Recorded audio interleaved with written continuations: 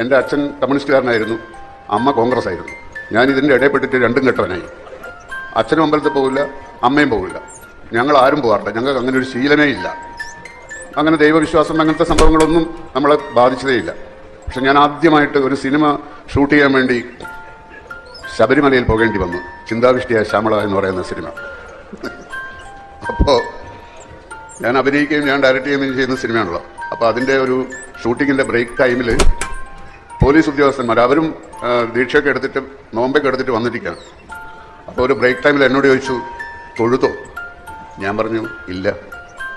തൊഴണ്ടേ? ഞാൻ പറഞ്ഞു വേണ്ട. ഇവിടം വരെ വന്നിട്ട് തൊഴാതെ പോവുകയെ. അപ്പോൾ എനിക്ക് മനസ്സിലായി പുള്ളി ഒരു തീവ്രവാദിയാണ് മനസ്സിലായി. അപ്പോൾ തർക്കിക്കാൻ നിന്നിട്ട് കാര്യമില്ല എന്ന് മനസ്സിലായത്. ഞാൻ പറഞ്ഞു അതല്ല, ഞാൻ വ്രതമൊന്നും എടുത്തിട്ടില്ല. ഈ താടി കണ്ടില്ലേ, ഒട്ടിച്ച താടിയാണ്. ആ ക്യാരക്ടർ ചെയ്യാൻ വേണ്ടി ഒട്ടിച്ചു വെച്ച താടിയാണ്. അപ്പോൾ ഈ വ്രതമൊക്കെ എടുത്ത് വരുന്ന നിഷ്ഠയോടുകൂടി വരുന്ന ആൾക്കാരുടെ ഇടയിൽ ഞാൻ ഒന്നും ചെയ്യാതെ പോയി തൊഴുന്നത് ശരിയല്ലല്ലോ.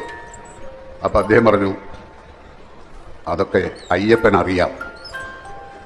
അവിടെ പിന്നെ വേറെ തർക്കിക്കാൻ പറ്റില്ല എന്ന് മനസ്സിലായപ്പോൾ ഞാൻ പറഞ്ഞു എന്നാൽ തൊഴാം എന്ന് പറഞ്ഞു. അങ്ങനെ ഞാൻ തൊഴാൻ പോയി. അപ്പോൾ വ്രതമൊക്കെ എടുത്തിട്ടുള്ള ആൾക്കാരെ ഒരു സെക്കൻഡ് പോലും തൊഴാൻ അനുവദിക്കാതെ പിടിച്ച് തള്ളിക്കൊണ്ടിരിക്കുക. ഇതൊന്നും ചെയ്യാത്ത എന്നെ ഞാനങ്ങോട്ട് മാറിയോ എത്ര നേരം വേണമെങ്കിലും തൊഴുതോളൂ എന്ന് പറയാണ്. അപ്പോൾ ഈ ചിന്താവിഷ്ടിയായ ശ്യാമള എന്ന് പറയുന്ന സിനിമ കണ്ടിട്ടുള്ളവർക്ക് മനസ്സിലാവും നമ്മുടെ അതിനകത്ത് ദൈവം എന്ന് പറയുന്നത് അതിനെപ്പറ്റിയുള്ള ഡെഫിനേഷൻ നന്മയാണ്, സ്നേഹമാണ്, നാം ചെയ്യുന്ന സൽപ്രവൃത്തികളാണ് ദൈവം എന്നൊക്കെ. അതൊക്കെ എൻ്റെ ആശയമാണ്. ദൈവവിശ്വാസികൾ മോശം കാര്യങ്ങൾ മാത്രം ചെയ്തിട്ട് ദൈവത്തെ തൊഴുതുകൊണ്ട് ഒന്നും കിട്ടാൻ പോകുന്നില്ല. സൽപ്രവൃത്തികൾ ചെയ്യുകയാണെങ്കിൽ അതിനേക്കാളും വലിയ ദൈവവുമില്ല.